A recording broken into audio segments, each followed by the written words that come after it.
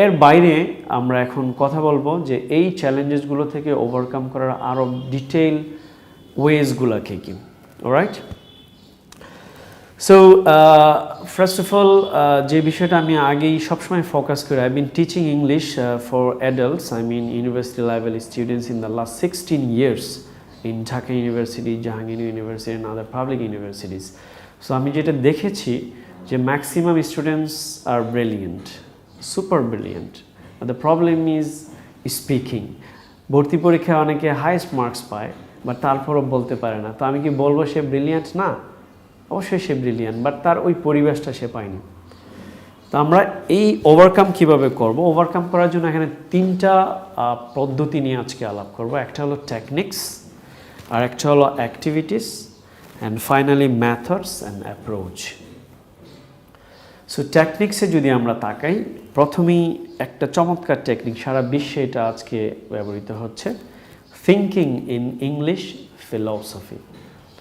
আমরা কি করি? আমরা যখন নাকি কোনো কিছু বলতে চাই, উই ট্রাই টু ট্রান্সলেট। আমরা বাংলা থেকে ইংরেজিতে ট্রান্সলেট করি, রাইট? সো ট্রান্সলেট করলে কি হয়? You can't actually express your self, you are getting stuck in everywhere, আপনি আটকে যাচ্ছেন বারবার। সো ট্রান্সলেট করলে ন্যাচারালি শেখা সম্ভব নয়। এই জন্য আমাদেরকে ফার্স্ট অফ অল আমাদেরকে থিঙ্কিং ইন ইংলিশ মানে ইংরেজিতে চিন্তা করার প্র্যাকটিসটা গড়ে তুলতে হবে। আমি যদি একটু মোর ক্লিয়ারলি বলি যে আপনি কিভাবে ইংরেজিতে চিন্তা করার অভ্যাসটা গড়ে তুলবেন। দেখুন, আপনি ফর এক্সাম্পল, আমরা এই রুমে বসে আছি, এই রুমে আমার একটি টিভি, ক্যামেরা আছে, আমার একটা এসি আছে, আমার একটা টেবিল আছে, কিছু বুকস আছে, and there are some people to guide. So এখানে যদি আমি এই কথাগুলো আমি ইংরেজিতে একটা একটা ওয়ার্ড, সিঙ্গেল ওয়ার্ড দিয়ে প্রথমে বলা শুরু করি, দেয়ার ইজ যদি বলতে না পারি, বললাম এসি, তারপর বললাম ফ্যান, টেবিল, এই ওয়ার্ডগুলো আপনার মুখ দিয়ে বের হলো, তো দ্যাট ইজ ইংলিশ, তাই? এইভাবে আপনার সিঙ্গেল ওয়ার্ডস বের হলো। এরপরে আপনাকে একজন টিচার বা একজন আপনার বড় ভাই বা যে পারে ইংরেজি আপনাকে একটু কানেক্ট করিয়ে দিল যে দেয়ার ইজ অথবা দেয়ার আর সাম বুকস, যে এই রুমে কিছু বই আছে, there are some books here in this room, there is an AC, there are some tables and chairs, and I really love this room because I spend most of my time in this room. এই যে এইভাবে আপনি একটু একটু ভাঙা ভাঙা করে বলার চেষ্টা করবেন, বাট নেভার ট্রান্সলেট। এইভাবে আপনি প্রতিদিনকার যেই বিষয়গুলো আছে, আপনি এভরিডে ঘুম থেকে উঠেন, নাস্তা করেন, you have a daily plan যে আজকের দিনে আপনি কি করতে চান। সো এই সবগুলো বিষয় আপনি try to use in English.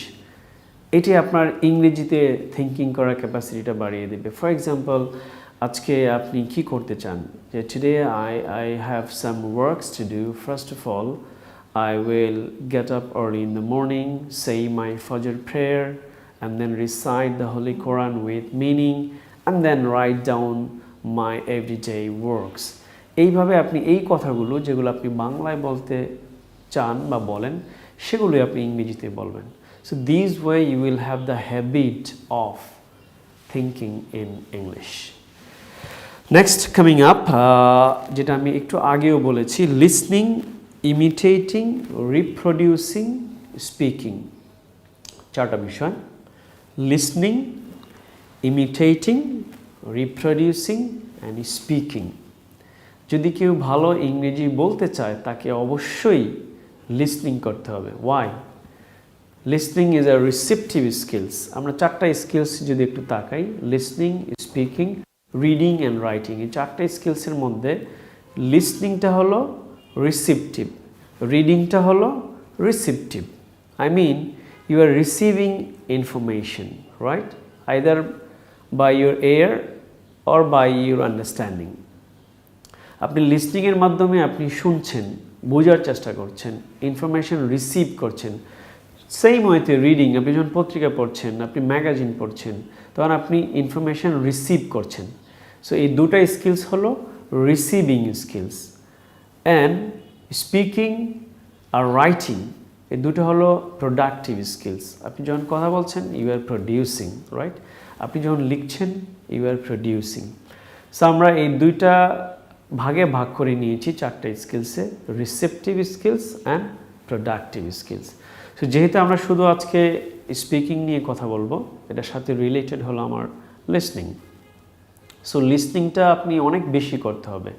Listening যদি আপনি অনেক বেশি করেন তাহলে you will have the idea how native speaker speaks, তারা কিভাবে কথা বলে। দেন নেটিভ স্পিকার ছাড়াও আপনি যারা নন নেটিভ গুড স্পিকার্স আছে, আপনি তাদেরকে যখন শুনবেন তখন আপনার ভিতরে একটা স্টাইল ডেভেলপ হবে। You will have your own style to speak. অনেকে বলে আমি কি ব্রিটিশ ফলো করবো না আমেরিকান ফলো করবো। I should say you should follow yourself. Love yourself, not love others. Of course, you must love others. আপনি যদি নিজেকে পছন্দ করতে পারেন তাহলে কিন্তু আরেকজনকে ভালোবাসতে পারবেন। সো আপনি নিজের স্টাইলকে নিজে ফলো করবেন। আমি যেটা বলতে চাচ্ছি, আপনি নিজের ওন স্টাইল ডেভেলপ করবেন। আপনি ইমিটেট করবেন, কাউকে আপনি ইমিটেট করবেন, but you will develop your style of speaking and which will be very fascinating. আমরা দেখি যে বর্তমানে ব্রিটিশ আমেরিকান ইংরেজির বাইরেও একটা নতুন ইংরেজি আমরা আজকের পৃথিবীতে দেখতে পাচ্ছি, সেটা কি? Indian English, right? So why not Bangladeshi English? যা শুনলেই বুঝতে পারবে যে এটা বাংলাদেশের ইংরেজি। Was the problem? কোনো প্রবলেম নাই। সো আমি বলবো যে আপনি ব্রিটিশ আমেরিকান ফলো করার কোনো প্রয়োজন নেই, আপনি কারেক্ট ইংলিশ ফলো করবেন, আপনি কারেক্ট ইংলিশ বলবেন, ঠিক আছে? যেমন আমাদেরকে যদি কেউ বলে যে আমি কি চাটগাঁয়ে ফলো করবো নাকি নোয়াখালী ফলো করবো, আপনি কোনটা ফলো করবেন? আপনি স্ট্যান্ডার্ড ওয়ান ফলো করবেন, রাইট? সো আপনার কোনো ডায়ালেক্ট অথবা কোনো কমিউনিটিকে ফলো করার প্রয়োজন নেই, কোনো পার্সনকে ফলো করার প্রয়োজন নেই। Rather develop your own style, become your own hero, right? You can become the hero of thousands and hundreds then. So listening is a must. আপনি যত বেশি লিসনিং করবেন, লিসনিংয়ের ক্ষেত্রে আমি তিনটা পদ্ধতি ফলো করি in my personal life and our students as well. সেটা হলো, আপনি একবার যদি কোনো কিছু শোনেন আপনি সেইটাতে দক্ষ হবেন না, তাহলে কি করতে হবে? আপনি এক কন্টেন্টই মিনিমাম 3 বার শুনবেন। ফার্স্ট টাইম আপনি যখন শুনবেন লিসনিংটা, তখন আপনি try to understand the content, কী বলতেছে সেটা বোঝার চেষ্টা করছেন। Then underline the words and sentences you do not understand. যে সেন্টেন্সগুলো আপনি বুঝছেন না, যে ওয়ার্ডগুলো আপনি বুঝতেছেন না, সেগুলো আপনি আন্ডারলাইন করবেন, রাইট? আন্ডারলাইন করার পরে আপনি এগুলোর উচ্চারণ শিখবেন। আপনি ক্যামব্রিজ বা অক্সফোর্ড অ্যাডভান্সড লার্নার্স ডিকশনারি আছে অনলাইন অ্যাভেলেবল, আপনি এটা বারবার শুনে আপনি উচ্চারণটা ঠিক করে নিতে পারবেন। সেন্টেন্স মেকিংটা কীভাবে হলো, আপনি সেটা একটু কারো হেল্প নিয়ে বা কোনো গ্রামার বইয়ের হেল্প নিয়ে you can make it okay. So এইভাবে আপনি সেকেন্ড টাইম শুনলেন, থার্ড টাইম আপনি সামারি করবেন যে আমি যা শুনলাম। ফর এক্সাম্পল, আপনি আজকে সেন্টার ফর জাকাত ম্যানেজমেন্টের জাকাত কীভাবে ডিস্ট্রিবিউশন হবে, হাউ টু ডিস্ট্রিবিউট জাকাত, এটা নিয়ে আপনি একটা লেকচার শুনলেন। এই লেকচারটাকে আপনি নিজের মতো করে বলার চেষ্টা করেন, রাইট? তখন হবে আপনার এই লিসনিংটা পারফেক্ট হবে। সো লিসনিংটা আমরা শুনবো 3টা ওয়েতে। ফার্স্ট অফ অল আমি কন্টেন্ট বোঝার চেষ্টা করব। সেকেন্ডলি আমি যেই ওয়ার্ডস এবং সেন্টেন্স স্ট্রাকচারটা বুঝলাম না সেটা আমি শিখে ফেলবো। থার্ডলি আমি যা শুনলাম তার উপর একটা সামারি স্পিচ দিব। সো এভাবে যদি আমি লিসনিং প্র্যাকটিস করি, I am sure you must be a very good speaker in English. And then third strategy, যেটা আমরা ইন দ্য লাস্ট 16 ইয়ার্স পড়াতে গিয়ে দেখেছি this has been really effective, সেটাকে আমরা সংক্ষেপে বলি UPP, understanding, practice, perfectness. UPP. আপনি প্রথমেই কোনো কিছু বলার আগে আপনাকে বুঝতে পারতে হবে। Understanding is very important. আপনি একটা গ্রামাটিক্যাল আইটেম শিখছেন অথবা আপনি একটা ভোকাবুলারি শিখছেন, you have to understand how to use this vocabulary, তাই না? এই জন্য আন্ডারস্ট্যান্ডিং ইজ আ মাস্ট। তারপরে প্র্যাকটিস, আপনি কতক্ষণ প্র্যাকটিস করবেন? আমরা একবার যখন শুনি সেটা কি আমি পরবর্তীতে ইউজ করতে পারি? Of course not. তখন আমাকে প্র্যাকটিস করতে হবে। সেই প্র্যাকটিসটা আমি কতক্ষণ করব? How long to practice? Practice করবো আমি ততক্ষণ যতক্ষণ না আমি সেই নির্দিষ্ট ভোকাবুলারি অথবা গ্রামারের উপর এক্সপার্ট হচ্ছি, রাইট? ফর এক্সাম্পল আমি আজকে একটা ওয়ার্ড ইউজ করলাম ইন্টারনালাইজ। ইন্টারনালাইজ মানে হলো আত্মস্থ করা, মেমোরাইজ না। So there is difference between memorization and internalization.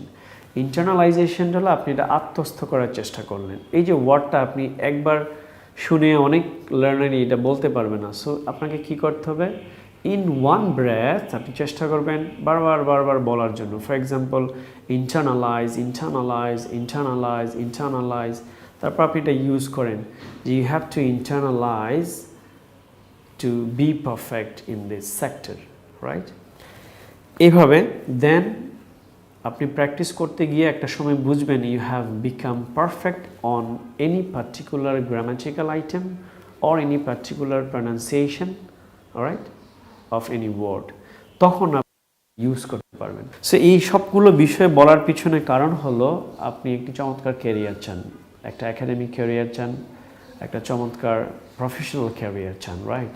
So academic career হোক কিংবা প্রফেশনাল ক্যারিয়ার হোক, আজকের এই বাংলাদেশে বা আজকের এই পৃথিবীতে, ইন দিস গ্লোবাল ওয়ার্ল্ড, ইংরেজি ছাড়া, প্রেজেন্টেশন স্কিল ছাড়া, কমিউনিকেশন স্কিল ছাড়া ইজ ইট পসিবল?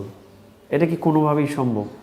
কোনোভাবেই সম্ভব না। বাংলাদেশের এমন কোনো কর্পোরেট হাউস পাবেন না যেখানে আপনি ইংরেজি যদি না পারেন আপনি টিকে থাকতে পারবেন, বিলিভ মি। কারণ আপনাকে আপনার যে সেক্টর, সেই সেক্টরের দক্ষতার পাশাপাশি এটা কিন্তু প্রেজেন্ট করতে হবে। ফর এক্সাম্পল আপনি একজন অ্যাকাউন্টেন্ট, আপনার এই অ্যাকাউন্টিংয়ের উপর আপনার বিশাল দক্ষতা আছে, অগাধ বুৎপত্তি আছে, আপনি এটাকে প্রেজেন্ট করতে হবে, right, to the world, to the people. সেই ক্ষেত্রে আপনাকে প্রেজেন্টেশন স্কিলস ছাড়া ইউ ক্যানট প্রেজেন্ট ইট।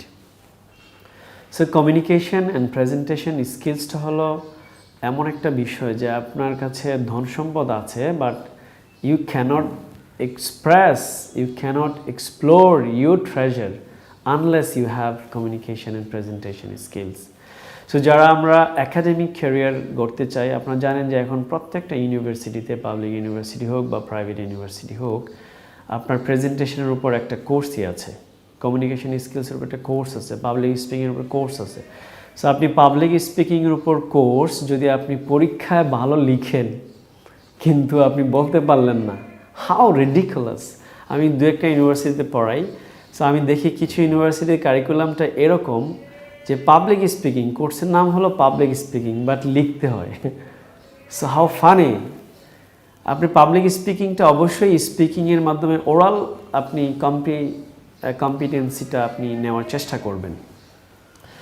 একজন মানুষ যদি ভালো বলতে না পারে তাহলে তার যেই expertise, he can't motivate others. Because আমরা আমাদের চারপাশে কি দেখি যে আমাদের স্টুডেন্ট লাইফেও আপনারা দেখবেন যে you have to pursue your teacher, you have to pursue your teammates, I mean study mates. সেক্ষেত্রে আপনাকে you have to be able to speak up, এবং সেটা আমাদের বর্তমান যুগে শুধু বাংলা ভাষাই পারলেই হবে না, যেহেতু you are no longer a local citizen, you are a global citizen. Am I right or wrong? Of course আপনি you will be travelling around the world, তখন কি আপনি বাংলায় কথা বলতে পারবেন? পারবেন না। আপনি বাংলাদেশে যখন থাকবেন, বাংলাদেশের কমিউনিটির সাথে যখন কথা বলবেন, then you'll be speaking in Bengali. We truly love our mother language. To uphold the image of our mother language, we have to be able to represent it in English. So আজকের যুগে আমরা দেখি যারা স্টুডেন্ট লাইফে আছেন তারা কিন্তু চমৎকার কেরিয়ার গড়ে ফেলছেন স্টুডেন্ট লাইফেই। এই জন্য আমি বলবো যে স্টুডেন্টদের জন্য this is the most important time of your life to develop your communication and presentation skills in English. তাহলে আপনি ফ্রিল্যান্সিংয়ের মাধ্যমে আপনি আপনার একাডেমিক অর্জন যেটা অ্যাচিভমেন্ট, অনার্স আর মাস্টার্স শেষ করার আগেই দেখবেন you'll be able to have very brighter career. যারা আজকে ফ্রিল্যান্সার, বাংলাদেশে একটা ফ্রিল্যান্সিংয়ের একটা চমৎকার জায়গা, লক্ষ লক্ষ ডলার আজকে যারা আর্ন করছে, তাদের স্ট্রাগলটা আপনি শুনে দেখবেন। ম্যাক্সিমাম কি বলে যে আমার প্রথমে স্ট্রাগল ছিল, আমি ইংরেজিতে কমিউনিকেট করতে পারতাম না। যখনই আমি ইংরেজিটা শিখে নিলাম, কমিউনিকেশনটা খুব ভালো করলাম, তখন আমার different countries around the world আমার বায়ার আসতে শুরু করলো, because I can make them understand what I want to say. So আপনি কমিউনিকেশন পারলে এই বিষয়গুলো ইজি হয়ে যাবে, প্রেজেন্টেশন ভালো হবে, আপনার আদার্স যেই কারিকুলাম অ্যাক্টিভিটিস আছে সেটা ভালো হবে, এবং আপনি ডিবেটে ভালো করতে পারবেন। So this is for our youngsters, those who are studying still.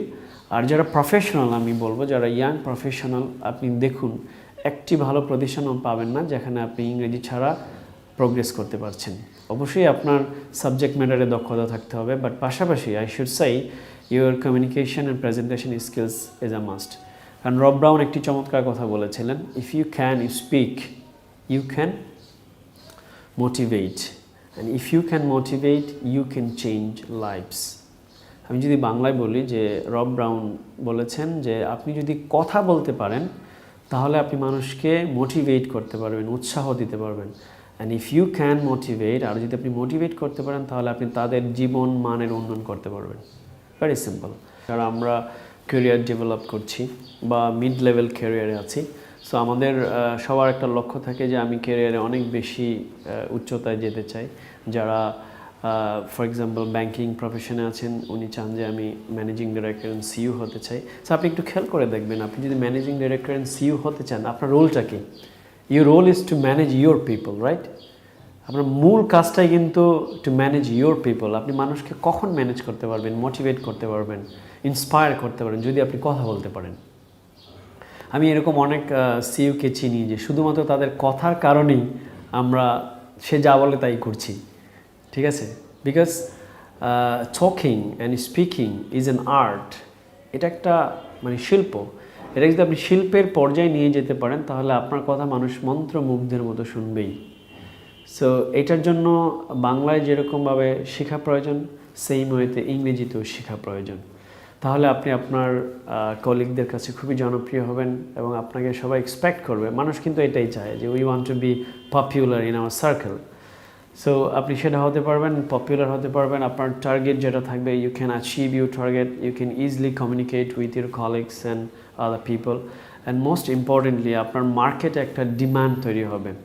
অনেকে আমরা এক জায়গায় অনেক দিন ধরে কাজ করি, আমরা লয়াল থাকি সেই জায়গার জন্য, আবার অনেকে আবার অপরচুনিটি ক্রিয়েট হয় না যে আমাকে তো কেউ নেয় না, তাহলে না আমি যাব। সো কেন আপনাকে নেয় না, ইউ মাস্ট থিঙ্ক অফ যে আপনাকে কেন আরেকজন নেবে। You must think of, you must add some values to your career. আপনার যে বিষয়ে আপনি এক্সপার্ট সেই বিষয়ে আপনি এক্সপার্ট থাকবেন, পাশাপাশি আপনাকে প্রেজেন্ট করার জন্য আপনার প্রেজেন্টেশন স্কিলসটা অবশ্যই প্রয়োজন। সো সেই বিষয়গুলো নিয়ে আমরা আজকে কথা বলছি। আমরা আজকে টেকনিক্স নিয়ে এতক্ষণ কথা বললাম। ইংরেজি ভাষায় আপনি দক্ষতার জন্য স্পিকিংয়ে বিশেষ করে প্রেজেন্টেশনে কী কী করবেন